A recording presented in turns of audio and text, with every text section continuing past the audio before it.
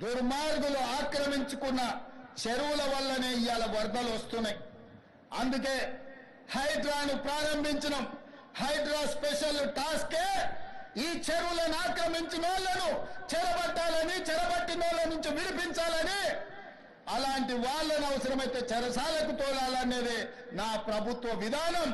అందులో ఎంత గొప్ప వ్యక్తులున్నా, ఎంత మహామహులున్నా వాళ్ళు చెరువులను వదలక తప్పదు. అందుకే ఈ వేదిక మీద నుంచి గొప్ప వ్యక్తులకు నేను విజ్ఞప్తి చేస్తున్నా, అయ్యా ఆక్రమించుకున్న చెరువులను మీరే వదలండి, గౌరవంగా పక్కకు తప్పుకోండి, నీటిపారుదల శాఖకు అప్పగించండి, మీకేం కావాలనో పోయి దూరంగా కట్టుకోండి. లేకపోతే ఉన్న పలంగా నేల మట్టం కూలుతాయి, కూలగొట్టే బాధ్యత నేను తీసుకుంటా.